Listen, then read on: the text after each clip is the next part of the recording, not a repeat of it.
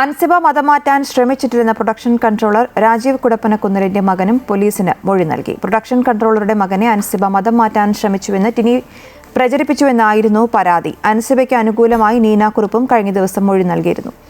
K Prashant ചേരുന്നുണ്ട് വിശദാംശങ്ങളുമായി. പ്രശാന്ത്, അൻസിബ മതം മാറ്റാൻ ശ്രമിച്ചിട്ടില്ല എന്നാണ് ഇപ്പോൾ പ്രൊഡക്ഷൻ കൺട്രോളുടെ മകനും പറയുന്നത്. അൻസിബയ്ക്ക് അനുകൂലമായി നീനാക്കുറുപ്പ് മൊഴി നൽകിയിട്ടുണ്ട്. എന്താണ് വിശദാംശങ്ങൾ?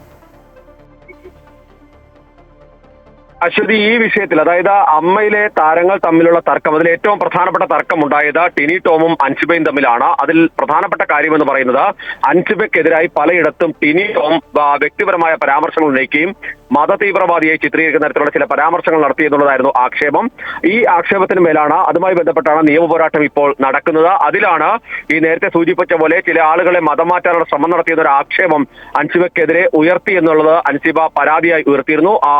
ഈ പരാതിയിൽ മേലുള്ള മൊഴിയെടുക്കലാണ് ഇപ്പോൾ പോലീസിന്റെ ഭാഗത്ത് നടക്കുന്നത്. ഇതിലാണിപ്പോൾ ഇത്തരത്തിലൊരു മൊഴി നൽകിയിട്ടുള്ളത്. അതായത് അൻസിബ അത്തരമൊരു നീക്കം നടത്തിയിട്ടില്ല. അതായത് അൻസിബയ്ക്ക് അനുകൂലമായൊരു മൊഴിയാണ് ഇപ്പോൾ ഉണ്ടായിട്ടുള്ളത്. സമാനമായ രീതിയിൽ നേരത്തെ തന്നെ നീനാക്കുറുപ്പും ഒരു മൊഴി നൽകിയിരുന്നു. അതായത് ടിനി ടോം ഇത്തരം ചില പരാമർശങ്ങൾ നടത്തിയതായി തന്റെ ശ്രദ്ധയിൽപ്പെടുത്താൻ അത് കേൾക്കുകയുണ്ടായി എന്നുള്ളതാണ് പറഞ്ഞത്. അൻസിബ തന്നെ പറഞ്ഞത് ഈ ടിനി ടോം പറയുന്ന കാര്യങ്ങൾ താൻ കേൾക്കുകയല്ല ഉണ്ടായത്, ചിലർ കേട്ടിരുന്നു, അവർ തന്നോട് പറയുകയാണ് ഉണ്ടായിരുന്നത് എന്നുള്ളതാണ്. അതുകൊണ്ട് തന്നെയാണ് നീനാക്കുറുപ്പ് ഇത്തരത്തിൽ പറഞ്ഞുവെന്ന് അൻസിബ പറയുകയും ചെയ്തിരുന്നു. അതിലാണ് ഇപ്പോൾ മൊഴിയെടുക്കൽ പൂർത്തിയായിക്കൊണ്ടിരിക്കുന്നത്. ഏതായാലും ഈ കേസുമായി ബന്ധപ്പെട്ട വിശദമായ ഒരു പരിശോധനയും അന്വേഷണവുമാണ് ഇപ്പോൾ പോലീസിന്റെ ഭാഗത്ത് നിന്ന് മുന്നോട്ട് പോകുന്നത്. ഏതായാലും ഈ വിഷയത്തിൽ നേരത്തെ തന്നെ അമ്മ താരസംഘടന ഇത്തരത്തിൽ അൻസിബയെ കേൾക്കാൻ തീരുമാനിച്ചിരുന്നു. പക്ഷേ കാരണം കാണിക്കൽ നോട്ടീസിന് രേഖാമൂലം മറുപടി നൽകിയില്ല. അത് നേരിട്ടെത്തി മൊഴി നൽകാൻ അൻസിബ തയ്യാറായില്ല. അതിൽ അൻസിബ പറഞ്ഞ പ്രധാനപ്പെട്ട കാര്യം പുറത്തു നിന്നുള്ള ആളുകളെ, അതായത് രമേഷ് പിഷാരടി MLA ഉൾപ്പെടെയുള്ളവരെ ഈ പരാതി പരിഗണിക്കുന്ന സമിതിയിലേക്ക് ഉൾപ്പെടുത്തണം, അവർ കേൾക്കണം എന്നുള്ളതായിരുന്നു.